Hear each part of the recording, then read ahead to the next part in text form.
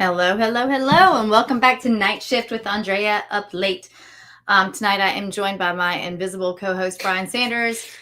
He is here as always, but he is fiddling with something over here in the studio to my right. He will be visible to you guys soon. Welcome back. Happy Tuesday, everybody. If you're new here, this is a true crime podcast, but we air first on YouTube as a live show for just a handful of people that watch that. Outside of that, we do drop and stream to wherever you listen to your audio podcast. So stream or to your Spotify, iTunes, all of that good stuff. Are you here with me? Yeah. It'll have to do. Yeah. Let's see here. You're very tall. You grew a lot since last week. Oh, yeah. Who knows?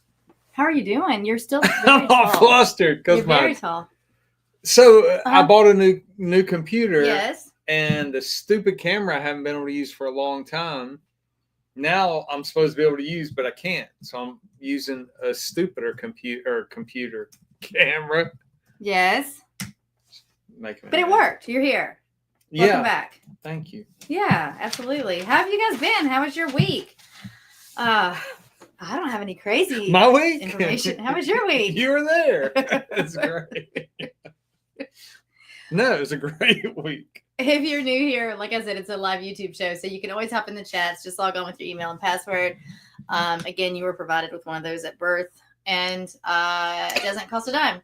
So just log on in, and you can say, hey, we'll chit-chat a little bit as the case goes on. Sometimes we'll entertain questions that way, and otherwise, at the end of the show, we like to kind of hang out with our YouTube friends. Yes, yeah. And banter a little bit. Mm-hmm. We got Grab Ass in the comments saying that I think it's a he, got out of jury duty. That's always nice. What? No, that is It's good. nice. Yeah.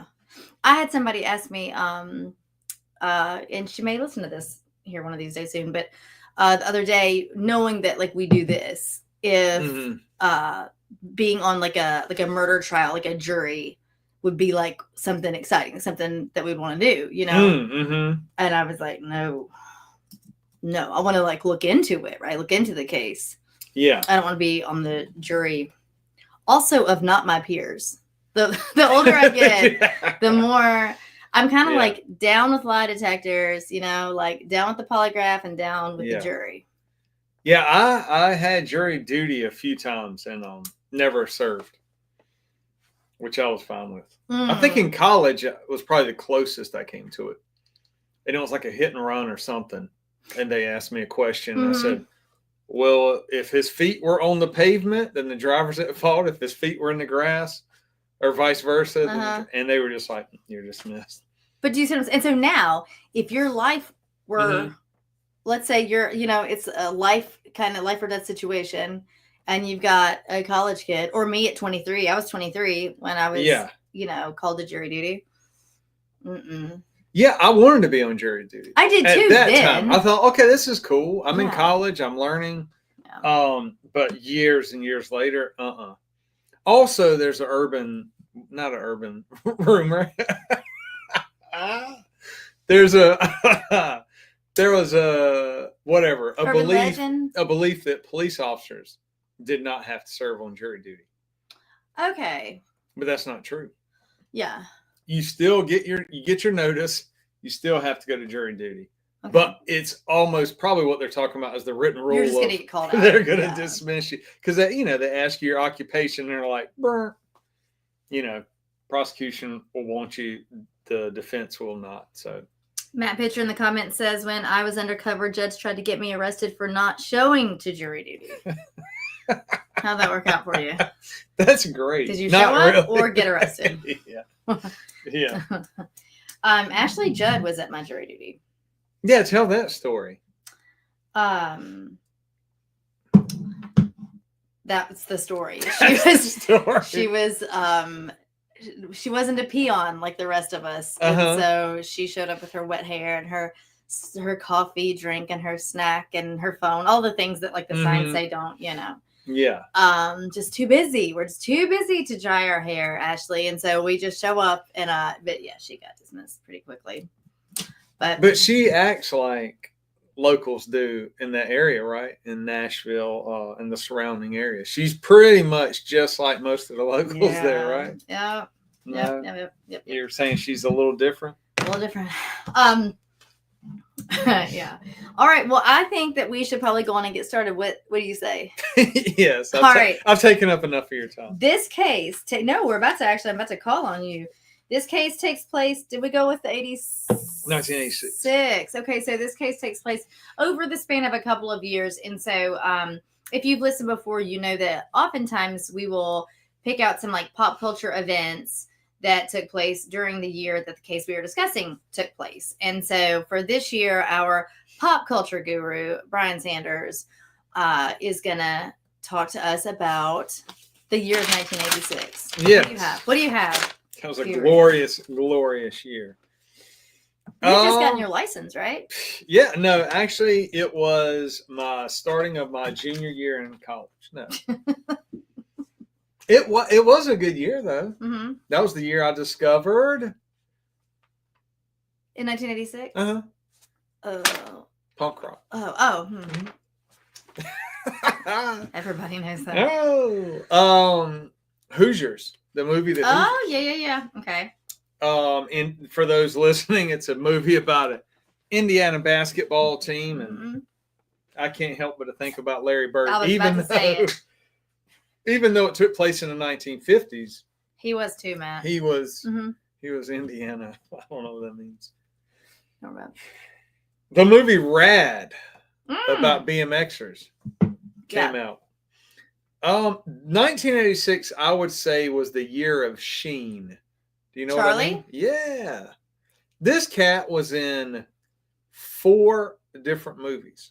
Okay, dang. Yeah. I didn't know. I knew he was in a lot, but in 1 year, he was in The Wraith, which was like the ghost. He was like a ghost driving a car, killing people or something.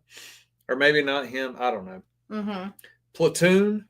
Oh, yeah. Oof. Ferris Bueller's Day Off. He had a small role in there. Yeah. And the movie Lucas. If you ever want to cry, that one used to make me cry when I was a kid. I try to make sure my brother wasn't around. Yeah. It's sad. We've discussed that one. We have. It's really good. I don't know. Maybe it held up. I don't know. I'm going to go with a Platoon out of those 4. That is an incredible. You talking about for movie? Out of the 4 that you just named, yeah. That was incredible movie, incredible writing, and he was really, really good in it. You're right. I think that's the top of his game. Mm-hmm. Which is interesting. I don't know that he did that many serious roles after that. But he nailed that one. Some serious coke. I know. That's terrible. Well, shit. Songs. I went with 2 obscure songs from 86. We don't care about the hits. We care about a song that Queen had. Look how you light up. You love you some Queen. I do. I know, they're good. Who Wants to Live Forever? That's not even one we've listened to on a rotation at night. Because... Don't call me out on this one. No, it's very obscure unless you are a kid who enjoyed action movies then and the movie Highlander. Oh, okay. Yeah, that was like the theme song. I think in the first Highlander. Whatever. I don't know. Huey Lewis and the Snooze had a song called... You listening, silly? Called Stuck With You. That's the only reason I put this on here. It's for silly. I think that's probably a really bad song. She sent you a song earlier, and actually, that dude wore it out. It sounded good. Did you even listen? I didn't. No, listen. I can tell you he did right now by looking at his face. I hit play, and then I realized that's the same dude that played guitar he was part of the News. It sounded good. And I was like, oh, yeah, I remember. I knew what their songs sounded like. I'll go back and listen to it. TV shows, Miami Vice was in the 3rd season, and I'd probably say absolutely going strong in 86. Pee-wee's Playhouse debuted. Right? Lawrence Fishburne. I just fully... I'm really proud of my impulse control right now because in a moment's notice, I stopped myself from doing the laugh, like Pee-wee's laugh. I'd probably say it's just something nobody needs. Yeah. About once a month, we make a reference to Francis. Pee-wee's Big Adventure. Mainly Francis, though. Francis and maybe Large Marge every now and then. Yeah. We made one last night. That kid in the reel. Yes. Okay. The TV show Amen debuted. Mm-hmm. Pound Puppies, the cartoon. For some reason, I loved Pound that Puppies. really stuck out in my head when I was a little kid. I loved Pound Puppies. And I do remember watching the cartoon, but I remember my Pound Puppy. It was like a brown and white one with the yellow raincoat. Mm-hmm. They were like real soft, almost like not beanbags, though, right? Or well, they're just plush, like stuffed animals. Yeah. Mm-hmm. Did it have a storyline or anything? Yeah. Like they were all going to go. Yeah, but they have different, not die. Whoa. They all had different, like, characters and personalities. Yeah. Kind of like applied Care Bears to dogs in jail. Shirt tails. You said dogs in jail. I'm sorry. I cut you off on a really good joke. Okay. And then the last thing I'll say is, and it was a big deal when I was a kid. It kind of tied in my G.I. Joe earlier in life when I was a little bitty kid, like 3rd, 4th grade. Mm-hmm. Iran-Contra. The whole scandal was 86. I'm sorry, we went from Pound Puppies to Iran-Contra. I didn't know we were. That's how 1986 was. I mean, it was rough for them latchkey kids. No, Iran-Contra was a big, big deal. I mean, look at how full circle it goes. For those listening, feel free to read about it if you don't know, but that was a huge deal. It's all over the news. Mm-hmm. America was HW. Yeah, alleged selling arms to Iran, and then basically funneling that money to support the Contras in Nicaragua to fight the Sandinistans and the communist spread throughout. That's about the time you started gang work, right? God, no. You make it too easy. Terrible. You make it too easy. Terrible. All right. But that is crazy to be that young and watching the news, and I was taking it all in because of Rooster. I got a cousin named Rooster that is a little older and was in the went in the army. But he used to explain a lot of that to me. Oliver North, what all he was doing. Okay, I'm done. I've got a diary where I wrote poems about Saddam Hussein. Did he look like Mario from Super Mario Brothers? Or no? If we ever have a Patreon, I'll just read my diary entries. Okay, well, I think that's a good idea. They are really, really, really good. Oh, there's something. I like them. It explains, on Night Shift we talk about the why behind the crime, and so you just crack those bad boys open, and it explains a lot of what's going on in here. All right, we're gonna get started. If you saw my Instagram story or saw any pictures, I kind of teased. This story's a little creepy. You said you knew a little bit about it before. Yeah, somehow I ran across I don't even know the full story, just the snippets. I just remember knowing the main thing that stands out you're going to talk about. It creeped me out. Yeah, absolutely creepy. Yeah, it's one that when you and then it turns a bit, but it's one where as we start, this could be one that starts almost like a Halloween episode a little bit. It gets a little, it's a little spooky. So we're gonna go on. Excuse me. I just chugged a sparkling water. I need another one, by the way. Okay. All right, we're gonna get started. So let's start talking about 1986. So this is going to be the Bowen family. I will say, as we begin this show, we talk often about trying to be careful and giving factual information. And sometimes if one source reports something erroneously early on, then everything you read about it is going to be, this mistaken fact.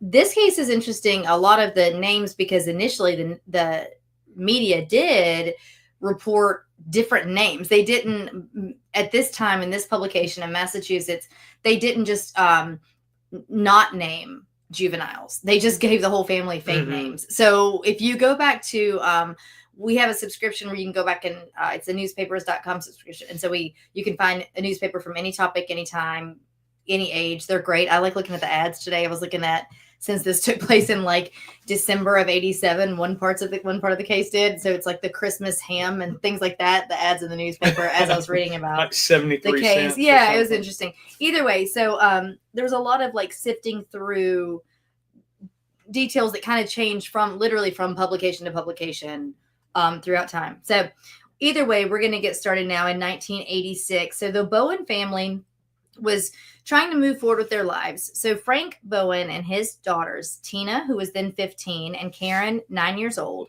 lived in their New England home, and they were trying to heal after their mother had sadly passed away from cancer not too long before this time. So at this time, the girls started receiving phone calls from a boy. So they are kind of giggling, and they would start to take these phone calls, big sister, and little sister. And he tells them that he had gotten their number from someone who went to school with them. Later, it is kind of believed that he had actually obtained their number, likely through a phone book that he had stolen from another home that he burglarized. But we'll get to that. Don't you worry. As the phone calls increased, the boy... I ordered some bubbles. Oh, great. As the phone calls increased, the boy starts to describe himself as this good-looking, athletic, blonde, kind of like the jock type, and that he was well-educated. The phone calls continue, and Tina was enjoying. Remember, Tina's the 15-year-old, so she's enjoying their conversations. And after they get to know each other a little bit better, they arrange to go on a date. So, this stranger boy that they've gotten to know each other pretty well over conversations, they decide that they're hitting it off. So they're going to go for a date. So the boy comes to the door at the arranged time, and Tina was shocked to discover that actually this athletic, confident boy that she had been talking to was actually this kind of greasy-haired, disheveled, dark-haired boy. He had sunken eyes, messy clothes. He was kind of pale. So she agreed, however, to carry on with the date. They visited the local fair that was in town, and they had not been there too very long when the boys' questions to Tina switched to becoming a bit unsettling. And I think that we talk about trusting your gut. It wasn't just his appearance. When she first met him at the door, she later will say she was just fully not really okay with the idea of all of this. But as we often do, she was like, it's fine. We'll go to the fair for a bit. So he's questioning her to, with the guise of kind of to getting to know her at first. But like I said, they become unsettling. And he starts asking her very, very specific questions about her mother's death. So with every question he asked, the next question was getting more and more personal and more disturbing. Tina later claimed that it seemed like the boy was actually just kind of obsessed with the death of her mother. He was continually questioning her on how she felt the moment her mother died. How much did her mother suffer before she passed away? So as you can imagine, this date's going from bad to worse pretty quickly. And so Tina was finally able to go on and just go on and leave the fair early. And she was done with the date. So she chose not to see the boy again after this. But some things are out of our control. So one night, a little while later, Tina and her sister tried to contact their dead mother by performing a seance in the basement. Remember, these girls are 15 and 9, right? So they're kind of like, well, let's see what we can do. Let's see if we can get mom's spirit to come back and talk to us. And this has been, like I said, just not too long after that date, but some days had gone by. So they state later that they never actually expected much to come of this seance, but it was just kind of curiosity, teenage curiosity, and seeing what they maybe could get out of this. So late that night, after the seance, they're trying to go to bed, and they begin hearing a rhythmic knocking on their bedroom wall. So they both wake up, and they're actually a bit excited at first. They're hopeful that their earlier seance had actually worked and that their mother was trying to communicate with them. So they begin speaking to, like, in the air, right, toward the wall, toward this knocking. And the girls asked the unknown force all kinds of questions, anything that they could think of. And with every question, they were met with answers in the form of knocks on the wall. The girls were beside themselves. They were ecstatic. They think their mom is actually talking to them. They're giggling. They're crying. They are fully excited right now. So the knocking continues over the course of several evenings. But it becomes less exciting. So the frequency continued until the knocking was actually disturbing their sleep. And finally, the knocking dissipated a little bit, but now other things kind of started happening. So this is where we go from spooky to spookier. Frank and his daughters started noticing objects that were in the house disappearing. Okay, so they may find that objects that maybe would be previously displayed like on a countertop or a table might be strewn across the floor when they come home. On some occasions, the girls would return home from school to find furniture moved from one side of the room to the other. So while the girls had initially been very excited that their mother was communicating with them, they by now were becoming terrified and that the spirit, maybe with much more nefarious intent, was haunting their home to frighten them. So now they're concerned that they've actually kind of opened the passageway, yes, to like a darker force, a demon, if you will, something like that. And so now they're still fully believing that it's like the supernatural, but not so thrilled that maybe it's their mother. Mm-hmm. So Karen and Tina's father, Frank, believed it was actually the girls themselves causing all of this commotion. The girls fairly unwillingly told their father about the seance that they had conducted. They were feeling a little bit guilty, and they were thinking that maybe they had unintentionally welcomed this, like something bad into their home. And Frank thought that this was fully ridiculous. He believed that the girls were just struggling emotionally with the death of their mother, which, okay, I'll give him that initially, early on. And that they're just really needing some extra help. And so when I talk about things being moved around, like some things would be missing, some things would be there that they didn't recognize to even belong to their family. Mm-hmm. And so this just kind of continues more and more. So while the knocking had stopped earlier on one night in 1987, it began again. And Karen and Tina were alone in the living room. The tapping began, and the girls were not happy about this. But instead of the knocking coming from their bedroom wall, this time it seemed to be coming from the basement. So now they've got something entirely different going on again. The girls grabbed a knife from the kitchen. And you think about this, these girls like strangely excited, but terrified, right? So they grab a knife from the kitchen, 15 and 9 years old again. So just remember that. And they cautiously start advancing toward what seemed to be the location of the knocking. So as they make their way down to the basement, they were startled to find a message. So there on the basement wall, written in red, were the words, all right, were the words, "I'm in your room, come and find me." It's terrifying. Oh my gosh. Oh my gosh. What do you think 15-year-old Brian would have done? Oh, 15-year-old Brian? Well, the oldest girl's 15. Well, we can go with 9-year-old. What about if you were 9? 9, it would have been aluminum baseball bat. Okay. 15. Would you have gone to your room, or would you have just like left the house? Like, what would you have done?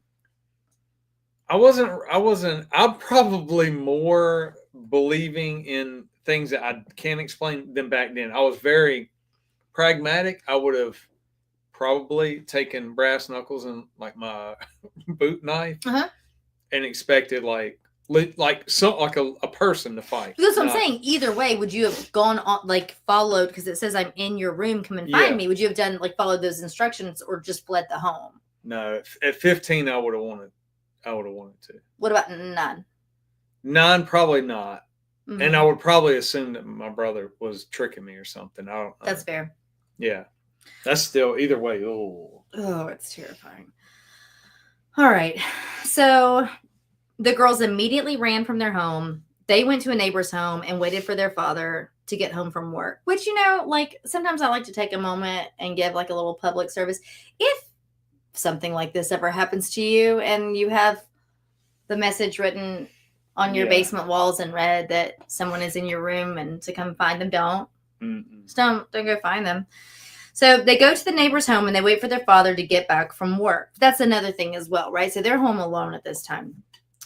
So even with the discovery of this message on the wall, Frank continues to believe that his daughters were responsible. Mm-hmm. He thought that they both continued to struggle deeply with their mother's death, and they were just attention seeking. He actually instead got them into counseling to help them with this, which I'm not saying they didn't need anyway. But I would assume that their demeanor was quite shaken after the message. Mm-hmm. So several weeks have gone by.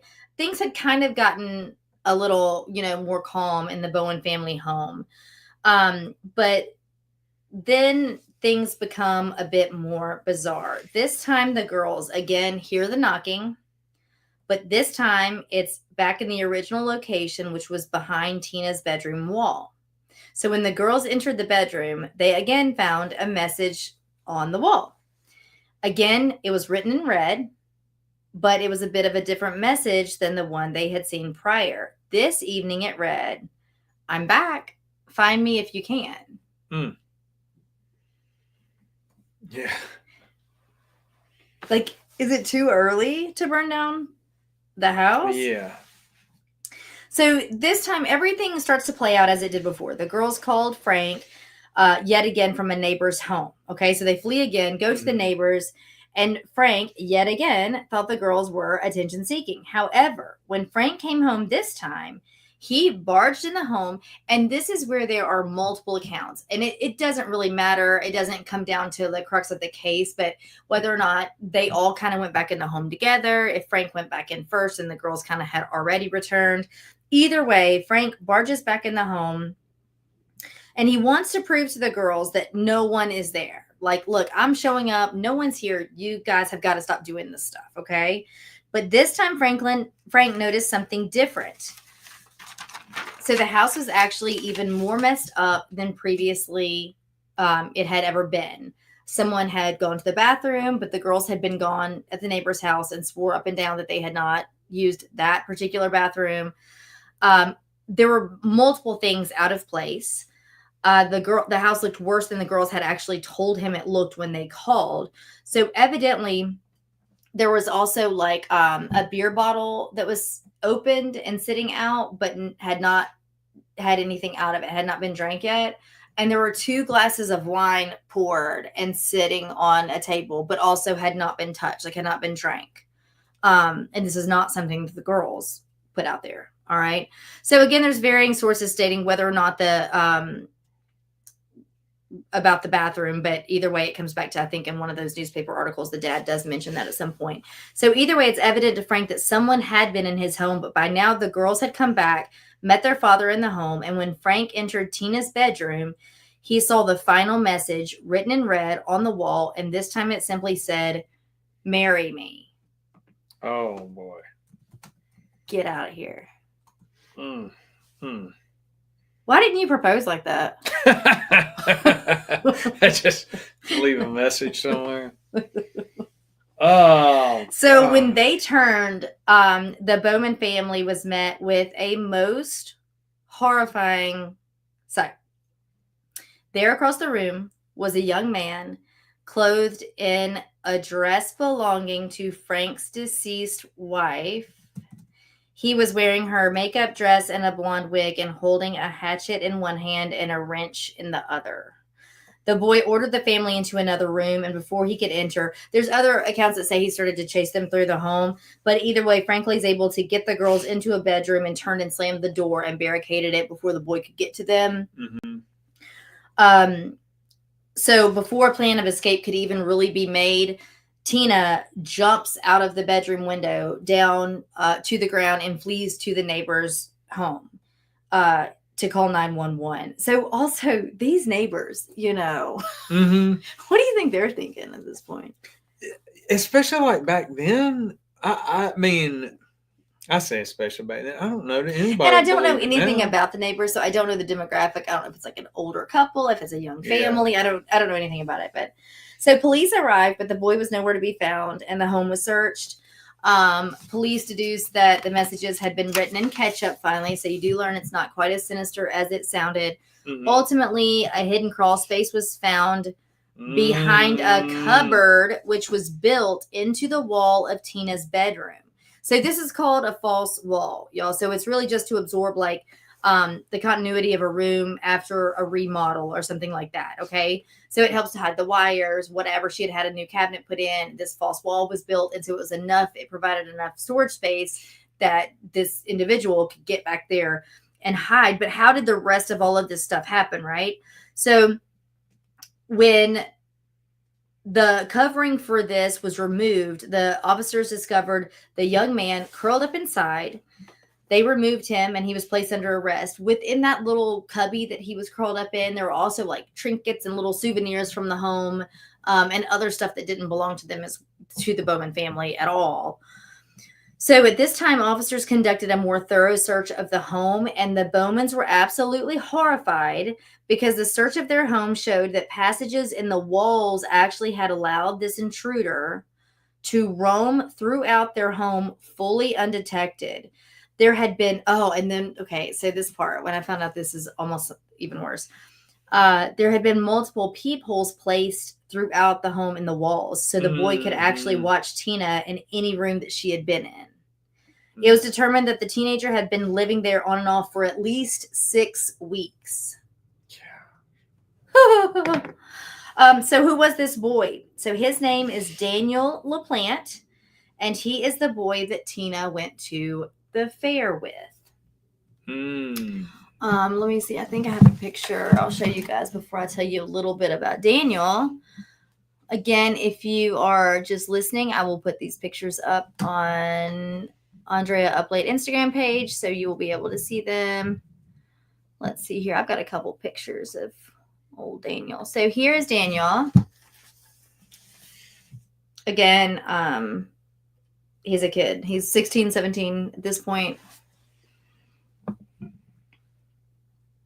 And then here is an officer's rendering of, that might be a little blurry, but it's a rendering of that cubby. And so in the triangle portion, it says there's an open space at ground level.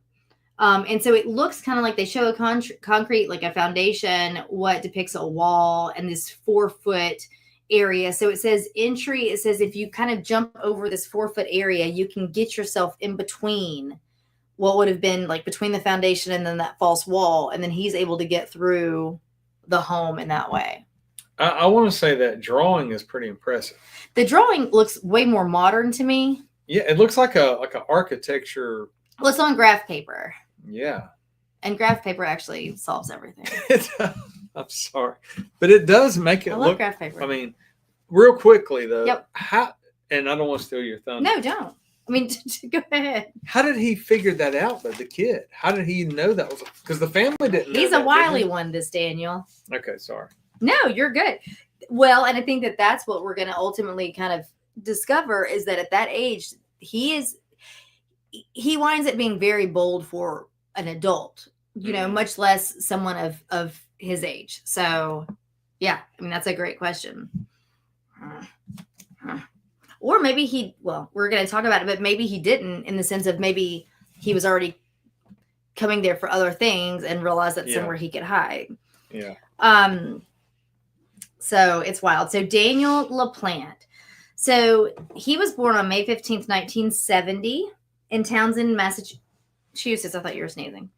No, things were finding a pin. Things were certainly tumultuous at home for Daniel. His mom and dad often fought. Daniel attended elementary school in Townsend and then attended St. Bernard's High School. Daniel briefly played football and he did run track, but I will say that those things are going to vastly differ from anything else you hear about Daniel and his personality. So he struggled quite a bit in school overall. So it's later understood that Daniel had been suffering at the hands of the ones intended to protect him. We sadly touch on things like this often on this show. And so over the course of Daniel's childhood, he suffered physical, emotional, and sexual abuse from his father. Then later from his stepfather. So mom and dad get a divorce. Stepdad comes in the picture. And then there's allegations that some things had gone on with stepdad. So at school, he was having a really tough time academically, which I can imagine, if particularly with these things going on at home, right? And socially. He early on was diagnosed with dyslexia, and he was known by classmates to be a loner or a, quote, weirdo. So like later on, former classmates were then interviewed about him, you know, and they kind of admit to this, that he was a loner, and then they excluded him because of this, you know, so it's kind of that snowball effect. So they called him weird. And as he became a younger teenager, it was becoming increasingly more notable that Daniel was fully ignoring his own general hygiene, his appearance. His hair was always dirty. He was withdrawn. And due to this, combined with his diagnosis of ADD and then dyslexia, Daniel was referred by school officials to a psychiatrist. So by now, Daniel's 13 to 14 years old. So incredibly formative years. But not long after beginning weekly sessions with his psychiatrist, we learned that this doctor actually begins advancing toward Daniel. And then Daniel is abused sexually at the hands of his psychiatrist. pretty much throughout his weekly visits for the following year while he's seeing him. So even when he leaves home, he cannot escape, this bad stuff. So by the time Daniel is approaching 15 years old, he was escalating in his behaviors into being a small-time thief. Okay, so he would spend time in the evenings breaking into homes and stealing valuables. But we talk often, Brian and I do, on this show about escalation. And this could look like a lot of different things depending on what we're talking about.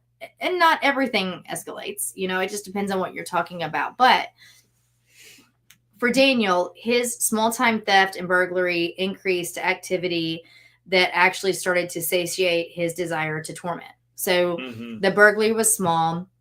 On a side note, I do want to point out,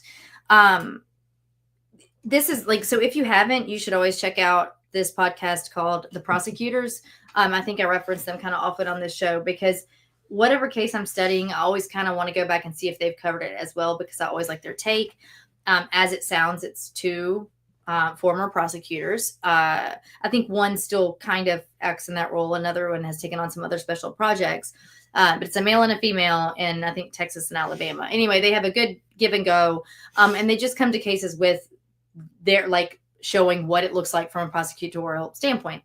But the female on there, Alice, made a good point recently. And it makes, I think it's common sense when you think about it. But if you haven't thought about it, so a correlation, if you look at a correlation in crime, you can fairly commonly see that with financial crimes, let's say white collar, high dollar crimes, these don't often become associated with a lot of violence. We're going to take obviously mafia stuff or those kinds of things out of it. But let's say, money, the scheming, the pyramids, those kinds of things, we're not often seeing criminal violence there. But smaller, like theft and burglary, particularly when it comes with breaking and entering, even if they're taking very, non-valuable things, this can often be more associated later on with violent crimes. Do you find that to be true and kind of in your history with work? Yeah, just it usually, let me say this. When people talk about burglaries and, you can have a pattern of 30 burglaries, just straightforward. One dude breaking in houses and stealing nothing but spare change and cash. Okay. That's all he's going for. You can tell the exact same MO. He just hits certain drawers and he's gone. And so, your burglary units, you can often ask them, hey, when you start picking up a pattern of really strange things, like underwear missing or a lot of drawers going through like that, but nothing of value seems to be missing. Now you put that on a radar because it's a completely different type of burglary. Or we talked about, even just being emboldened, the bold standpoint, even if you're not taking the valuable stuff, the money, the pills, the whatever, right. It's just that it's almost the act of doing it is what's giving you the thrill. Yes. So I've told you that Daniel's desire to compulsively burglarize has started to escalate to the more emotional side of his desire to torment. Okay. So let's talk about what that looked like for him. By 15 years old, Daniel was breaking into homes. So already that's bold. That's a very young age to boldly do this. And we're talking daylight hours. And so I don't know. That can be looked at either way because daylight hours, sometimes it's more like you expect people to not be home. So it could be a safer bet. It depends though. It depends on your neighborhood and it depends on where you live as to if somebody's going to be home or not. So he's breaking into homes, but he's not only taking their belongings, he was actually starting to leave behind items of his own or items that he took from another home. He also started moving items around. He did this subtly enough that it was eventually clear that someone had been in their home, but not necessarily immediately so. So he may go back to the same home multiple times and kind of just leave trinkets or take things or move things around. So this is all becoming that kind of mind game, mind control, or, maybe even how much can I do before someone understands that that I've been here. So finally, this actually transitioned into Daniel entering people's homes simply for the purpose of messing with the mind of the homeowners. And now we see how that escalated with him. And that would be precisely with the case of the Bowmans. So as like our Bowen family. So when he started breaking into these homes, he's becoming more and more of an outcast at school. Unfortunately, he's suffering at the hands of every adult male, it seems, that he comes in contact with this terrible abuse. But as he goes to these homes, he's, like I said, moving these things around and escalating. And then we find him living in the walls of the Bowens home, right? So let's talk about what comes after that. So we'll take you back to there. The police find him. They arrest him for hiding in the walls of the Bowens house. I'm sure quite a few other charges, that came from that. So Daniel was called to a juvenile facility for about the next year. So about 10 months or so, he lived in this juvenile facility after kind of living in the Bowens home. And in October of 1987, Daniel's mother, who really hasn't been in the picture a lot, remember her teenage son's been kind of in and out of the walls of another home for a few weeks. She refinances her home and paid $10,000 toward his bail. So Daniel's now 17 years old, and he has no rehabilitation. He has no therapy. Nothing has changed, right, in his behavior. Why would we expect anything actually to have changed at this point? And so on October 14th of 1987, let's not forget real quick, he had a hatchet and a wrench in his hand after those messages. So we don't know what might have come had they not been able to escape out of that bedroom window. So let's not, gloss over the fact that we told almost a silly, creepy story of him living in these walls. He was chasing them through the house with weapons at this point. So on October 14th, 1987, while awaiting trial, so he has just been bailed out. Like within 2 weeks, mom has bonded him out of the juvenile facility. He's awaiting trial, and Daniel stole 2 .22 caliber rifles from a neighbor's home. Then on November 16th, just 1 month later, Daniel burglarized the home of the Gustafson family. As before, he took a variety of items, this time including a cordless phone, 2 cable boxes, a TV remote, and coins from a Liberty silver dollar collection. The random stuff, right? So remember, we just spoke on escalation. So while it may not always apply, it certainly does in the case of Daniel LaPlante. So Priscilla Gustafson was a 33-year-old preschool teacher. She was mother to 7-year-old Abigail and 5-year-old William. She was also pregnant with her 3rd child. She lived with her husband, Andrew, who was one of only 2 lawyers there in town. And so they just had a quaint little home. Their home was just really close to Daniel's in proximity to his family home. And this was the home that was burglarized just prior, like a couple of weeks prior. So he's already been to this home, okay, and he's going to come back. And so it was about a half a mile from where Daniel's family lived. And on December 1st of 1987, Daniel broke into the Gustafson home. Here, he waited for the family to arrive. So he's kind of becoming good at getting somewhere before anyone gets home. So he waits for them to arrive, and he was armed with one of the pistols. Actually, one was a pistol, I believe, and one was a rifle that were both 22s that he had actually stolen previously. So Priscilla picked up her 5-year-old son, William, from a babysitter around 1 p.m. on this afternoon. And when she walked into her home, she was confronted by Daniel, armed with the gun. Here he forced pregnant Priscilla and little William into the bedroom. And here he forced William into the closet. Daniel attempted use of multiple ligatures before succeeding at tying Priscilla to the bed. And if you have any kind of trigger warnings, this would be the time. But he gagged Priscilla with one of his socks, and he then raped Priscilla before shooting her multiple times in the head through one of her pillows from the bed. Somehow, excuse me, this is going to get worse. Daniel pulls little William from the closet and takes him upstairs to the bathroom and proceeds to strangle and drown him in a partially filled bathtub upstairs.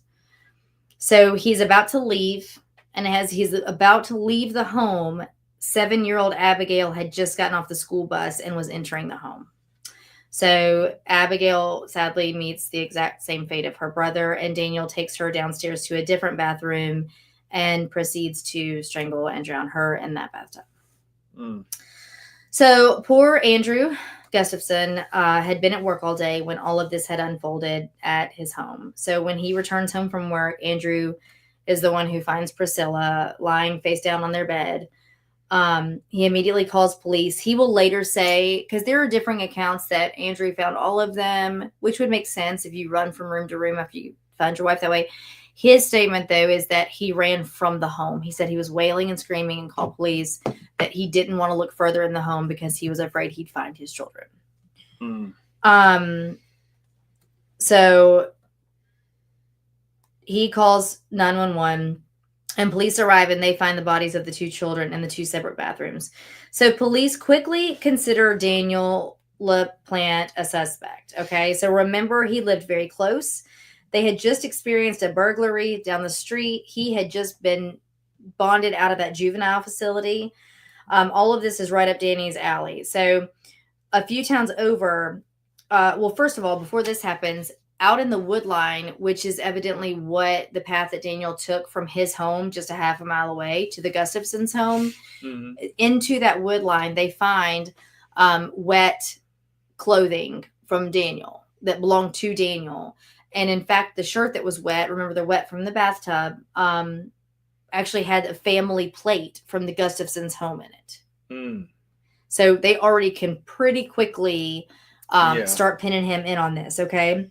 So just a few towns over, Daniel breaks into a woman's home and he's there to steal her van, and he kidnaps the woman at the same time. He cannot leave well enough alone. So he's not just taking the vehicle. It said in another source that he had broken in to get food, and when she arrives home, he takes her at gunpoint to her own vehicle. Thankfully, she was able to pretty quickly escape the van without any harm done to her. But a witness had seen Daniel's photo on the news and recognized him in the vehicle. Just about 48 hours after Priscilla's body had been found, Daniel was found hiding in a dumpster. He was kind of underneath the dumpster outside of this landfill. There was a hair found on one of his socks that was proven to belong to Priscilla. So this further seals the case against him. Ultimately, Daniel was sentenced to 3 life sentences in the Gustafson murders. In 2014, Andrew Gustafson, again, the widower of Priscilla and the father of these children, passed away.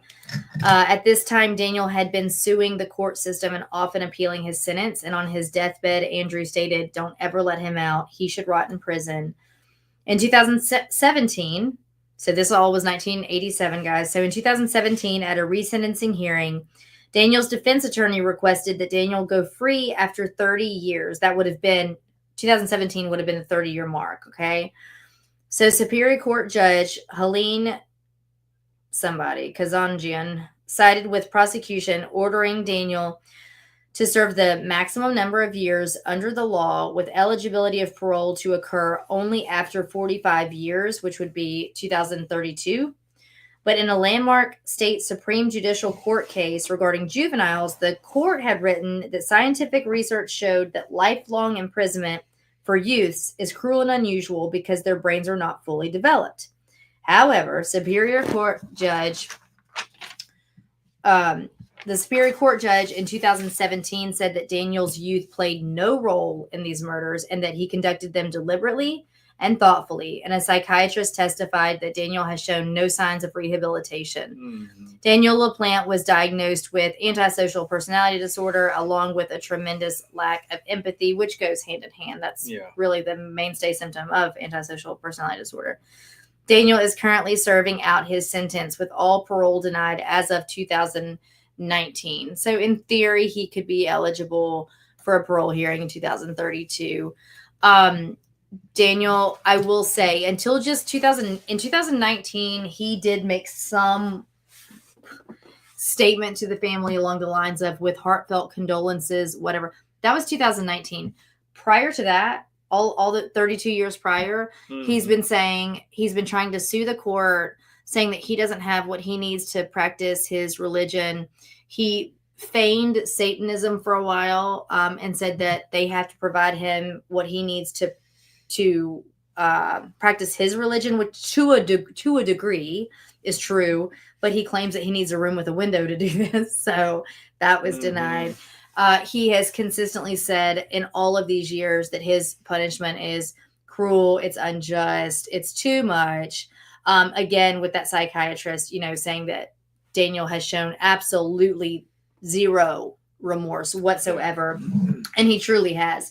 So I am going to read to you. I found this article that says,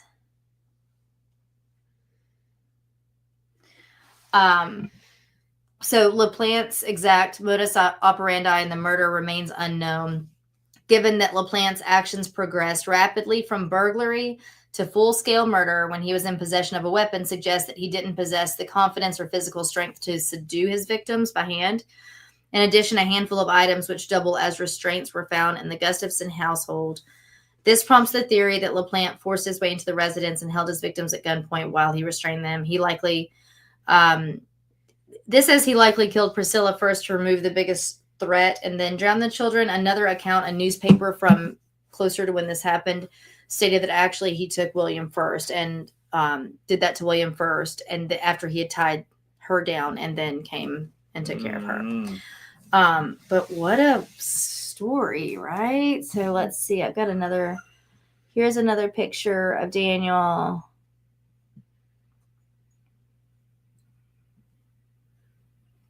I showed you this one.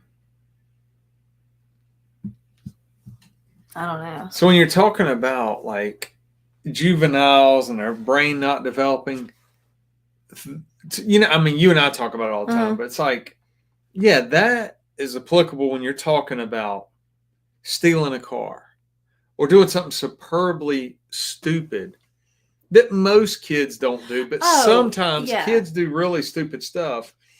And so I would even say even up to murder, meaning a spur of the moment, caught up, with a bad crowd in a fight, maybe a robbery gone bad, something like that. Somebody hands you a gun and rash, says, and that put in some work that you would never ever do again. This is calculated. Yeah, there was forethought, there was intention, and it only escalated. That's what I'm saying. And so when he kidnapped the woman for the van, he could have just taken the van. It reminds me. I don't compare him to Bundy at all, but like that spree, like it's almost like he'd done this. Yeah. He got put away for a while. He did this, and it escalated. And then it was just like, to hell with it. Just destruction, like at every point. Yeah. You no longer care about avoiding detection or anything. It's just like, no. And now, the escalation of the rape, with her, like there was more like physical torture there. And then the outlying just murders of the children, like there was no place in that for that, so I've got a lot of compassion for people that make stupid mistakes and do stupid things when you're young, but you start getting into this kind of realm and it's like there's just not any redeeming. If he was out tomorrow, he would be tomorrow night in someone's home. I have no doubt about it. Yeah. And that's what he's done. Like that's what he had done beforehand. There's nothing about him serving time that I would say has changed any of that. Yeah. Mm-hmm. Now there was a comment I think Tyler S said that potentially there was another case of someone in the walls. Yes. Yeah. I think that one would have been like upstairs or something. Yeah, it said something like maybe attic through the attic walls or something like that. See. You can talk. Just the whole idea of that. Let me back up too. I was all King Big Nuts talking about when I was 9 years old with an aluminum baseball bat. You were who? Oh, I'm so sorry. I was trying that. I was actually at 9 years old. I probably would have ran out of the house because I did a few different times for a lot less than that. But I stand by 15. I would have wanted like some action like that. Real fast. There's a lot. Okay. Yeah. Well, I always like being ignorant and saying this is the only one I know of. Well, there's more than anybody really wants to know. Yeah. So the term is frogging with a PH. So PHROGGING. So that's the term. Is when someone secretly lives in another person's home without their knowledge. And this name comes from the idea of leapfrog, with the intruder hopping from one place to the next, like a frog, whether that be someone's basement or attic or crawl space. You know what? That is a good answer to that is some double alt buck right through some drywall. Remember how we talked about you lock the door and say, "No, you just can't leave." No, you just can't leave. Oh. What if someone's in like right over there? What if I start making messages on the wall? What if somebody's behind that door? Well, good luck to them. Yeah. The door's broken. They're wrapping some Christmas presents. I shouldn't joke. That's creepy. Oh, that's creepy on so many levels. Oh my gosh. Abby says, how does this happen? I have no idea. Like, yeah.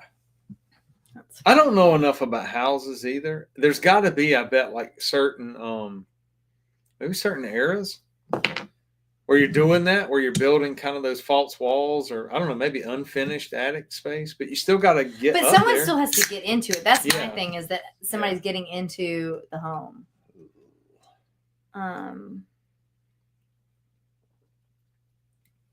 This is where Tyler's talking about a different case. He says, I believe there's another full-grown adult living in the walls. That makes it sound like currently, maybe here. Oh, in the house? Yeah.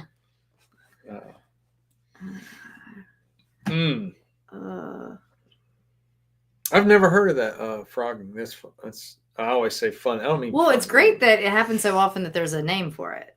Yeah, I'm out of the loop. Oh, that one. This case is. We'll get back to a crazy twist and turn unsolved next week. I'll try that, but we've done a couple of solved cases lately, and so we kind of get through those a little bit quicker. It's more just telling a story. The age too of the offender to be that bold and just like addicted to chaos, stalking, and I will say, I don't tell a whole lot of stories on here. I think you should. But I remember being a young officer, and there was a security rotation for a house because a woman was being stalked. Okay. So we had a unit called threat assessment at the time. And that's what they would kind of a catch-all. But so either way, they got involved. And so they started doing a workup on it. And one of the coolest things I remember is that they had a 24-hour rotation of police officers. One would stay at this house, out front of this house. Because every time an officer would leave, something would happen. And what would happen is on the sliding glass door, messages were being written to the woman that lived there by herself. And they were just, threatening messages. But they were written in lipstick. Okay. They were written in lipstick. And every time a police officer was not there on their post, this incident would happen. So it was one of the first lessons I learned that a lot of victims make up BS. Portray themselves as, Yeah, and then what was going on? Portray themselves as victims, I should say. She loved the attention of the police officers. So she created the first incident, got the officer there involved. They ended up getting the detective involved. Threat assessment came in, did the assessment. Did y'all have new uniforms or something? I never went there and did the... I never went there. Of course, if we had to ride from Southeast, we would have been dirty and nasty, and all of it would have stopped then. This was like a north side of the city. But what was cool was the sergeant explained to me that one time on a different, like a side investigation, nothing to do with her, that how, obviously, hey, when you got stuff like that, like lipstick being written, what kind of offender carries lipstick in their pocket, and how is it that when the officers aren't there, they just happen, and he figured it out. It was all BS. And I remember thinking, like, the hell's the matter with people? Like, real crimes going on. Oh, yeah.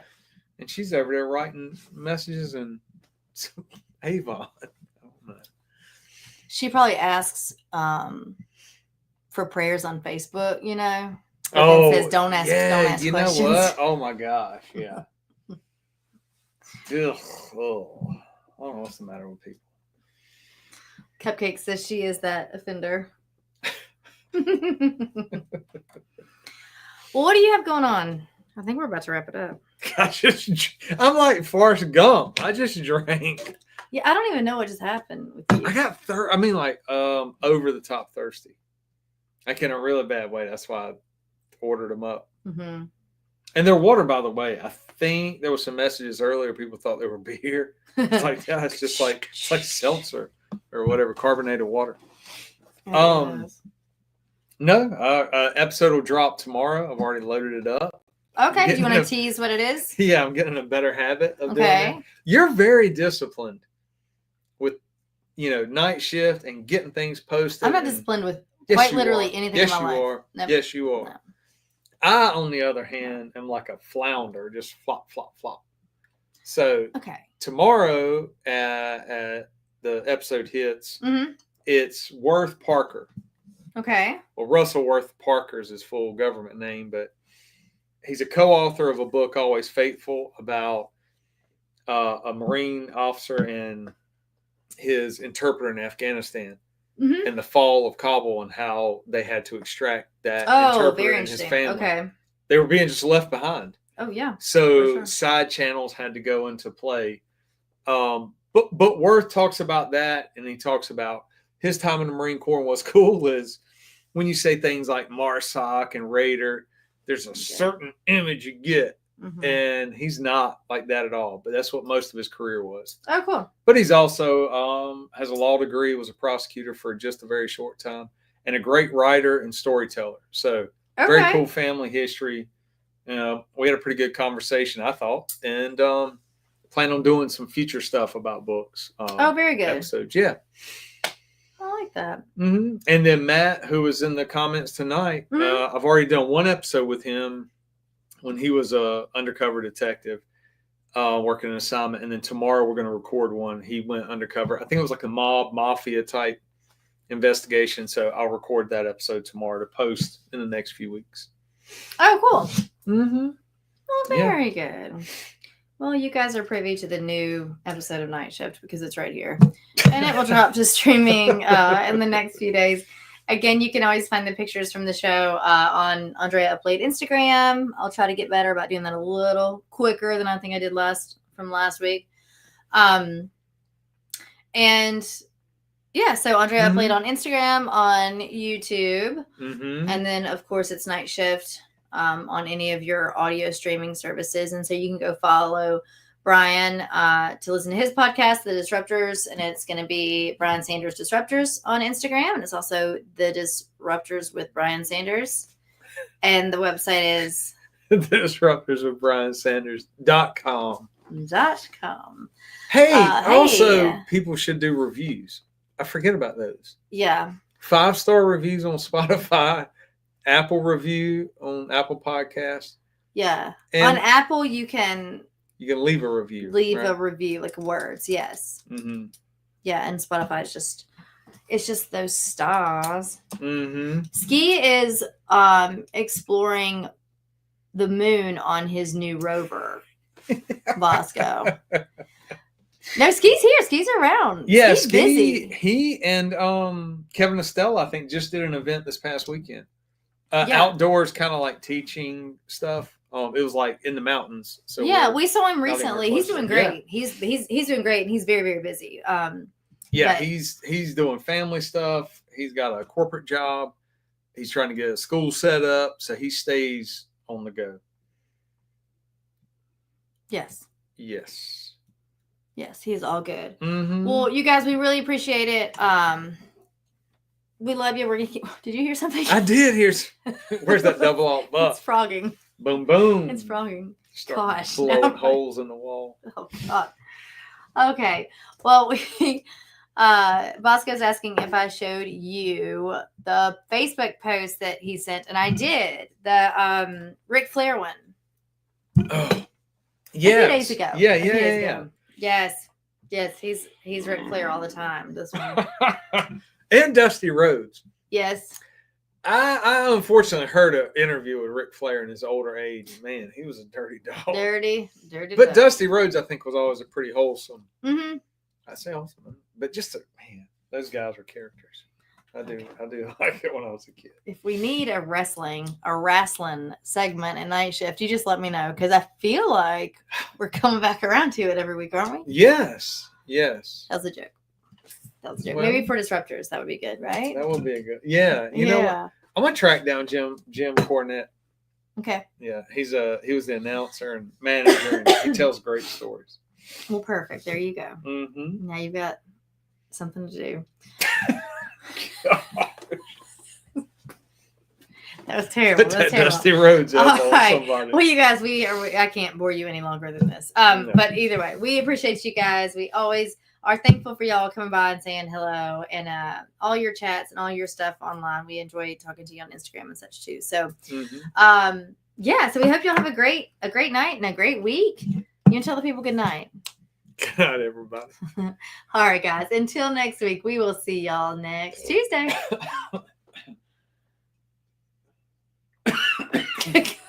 Good night, y'all. God.